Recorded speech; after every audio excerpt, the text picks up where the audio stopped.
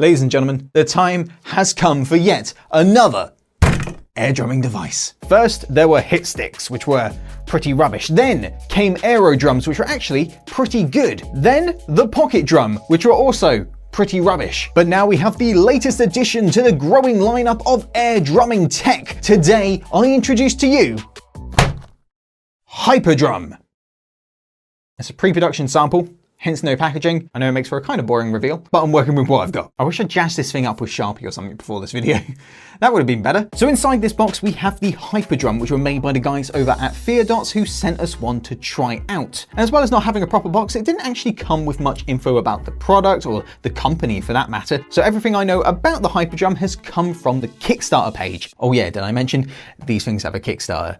Which is always a good sign. Also, side note, why do some of these Kickstarter campaigns say that the company is based in the West, usually North America, and in this case, New York? But if you look up the company name on the United States Patent and Trademark Office website, it says that they're based in Shenzhen, China. If anyone knows why companies do this, let me know, I'm super curious. Also, side note, look at this early pocket drum prototype that I found on the same website. It looks like they used the mold of a kid's toy club, and honestly, it's quite cute. I kind of wish they just stuck with this design. That is the stickiest cling wrap I have ever seen. So inside the box, we've got some earbuds, we've got an aux cable, a multi-headed USB-C charging cable, a couple of pedal sensors, as well as the main terminal. And then in here, we've got 2 drumsticks. They do look similar to the pocket drum, but I think they're a bit bigger. Let me check. Oh yeah, they're significantly bigger. They're about 1 inch or 2 bigger than the pocket drum, though they are a little bit thinner. And despite the size difference, they also feel lighter. But does it have any charge? How do I know if it's on or not? Okay, it's definitely on. There's a blue LED light in the tip of the drumstick here, but it's very dim. Under the studio lighting, I couldn't see it at all. I had to put my hand over it. And these ones also have a bit of haptic feedback and vibrate when you simulate hitting a drum or cymbal. It kind of sounds like you've got a bee stuck in your drumstick. So if you've seen our video on the pocket drum, you pretty much know how these work. They're Bluetooth connected and you can use them as a MIDI controller for GarageBand and Logic and stuff like that. But unlike the pocket drum, the HyperDrum doesn't need you to connect up to an app via a smartphone or tablet to play it. All you need to do is connect the sticks and the pedals up to this little terminal right here, plug in some headphones, and you're good to go. And me personally, I'm a fan of that because apps for these kind of things have a tendency to... You need to calibrate before starting each game. You need to calibrate before starting each game. So song mode is once again locked. Apparently it says I need to complete stages 1 through 6 again. You need to calibrate before starting each game. Suck. Really suck. But if you did want to connect them up to an iOS or Android device and use them as a MIDI controller on apps like GarageBand or Logic, you can do that as well. So let's get these things connected and take them for a spin. Okay, let's see how easy it is to connect them up to the terminal. Hat off, terminal on, sticks on. How long will it take to connect? And no time at all. That's like a couple of seconds. And lastly, pedals on. Oh, one's on, other one not turning on. Time to test out that charging cable. I know I've said it's a multi-headed USB-C cable, but how many heads is that exactly? 1, 2, 3, 4 heads in one. If I don't get anything else out of this video, I've got a very handy cable. And while the pedals are charging, let's try out the sticks. So the first thing we need to do is calibrate them by hitting the power button in this kind of position here, and then...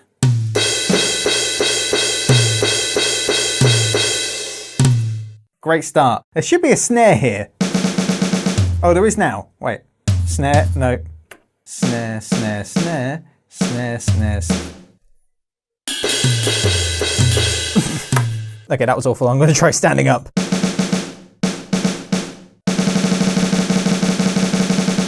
That's better. Now we're getting snare 100% of the time.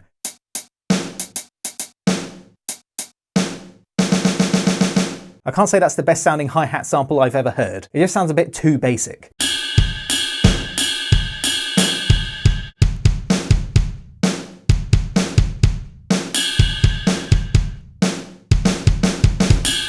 What I do like about these sticks compared to other sticks that are very similar is that you don't need to worry about the placement of the power button. With other sticks, you need to have them facing upwards at all times to make sure everything's in sync and all the drums are in the right place. But with these ones, you can have them anywhere you want them. You can have them facing downwards, to the side, and no matter where you place them, the drums are going to be in the same place, which is quite nice.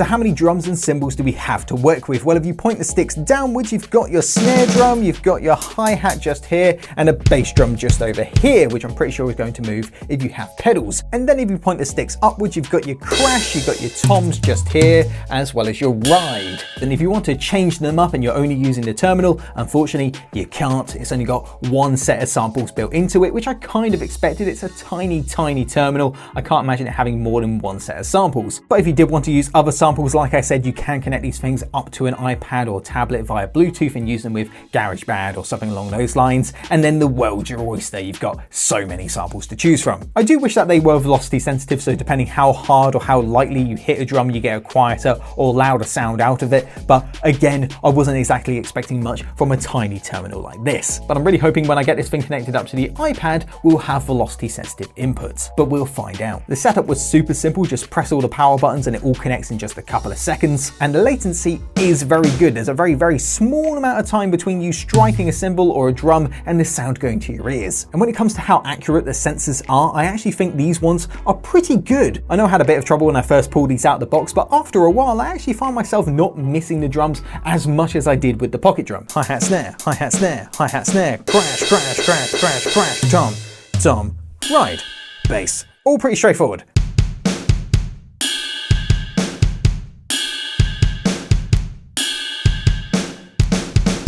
Okay, let's connect this thing up to the iPad.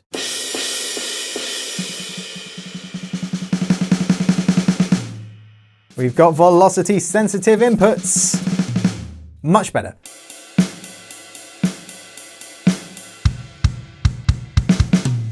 The pedal should have enough charge by now, surely. And connected, all right. Ideally, you should probably be using shoes, but I'm just gonna go ahead and use my socks. And I've just put the wrong one on the wrong foot. All right, try that again.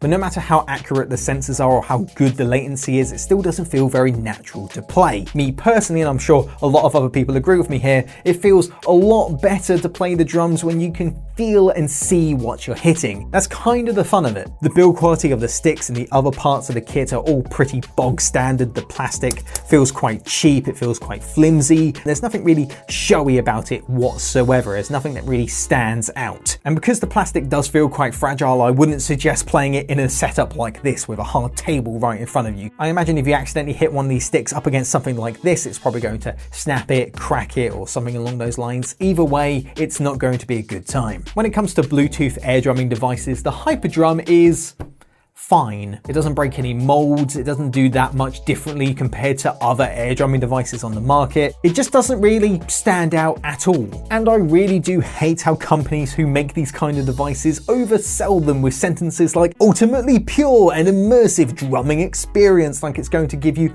a sense of drumming enlightenment. Whereas in actual fact, these play and feel a lot more like a toy and at most an on-the-go practice tool. They're definitely not going to be replacing your drum kit, be it acoustic acoustic or electronic anytime soon. But if you're really looking for the best air drumming experience available, I still recommend the Aero drums, and though it is a lot more fiddly to set up compared to something like this, the audio quality, the latency, the sensor accuracy, the overall customizability of the whole thing is completely unmatched. And if that sounds interesting, go ahead and check out our video. And with that, I think that's going to be it for another edition of Looted, and once again, shout out to our lovely executive producers over here supporting us on the Patreon page. You guys are the real MVPs. Do people still say that? And if you like this video, hit like. If you like all our videos, hit subscribe. We've got more videos on the way. If you want to support the channel further, go ahead and check out the link in the description to our Patreon page. See you guys in the next one. Have a good one.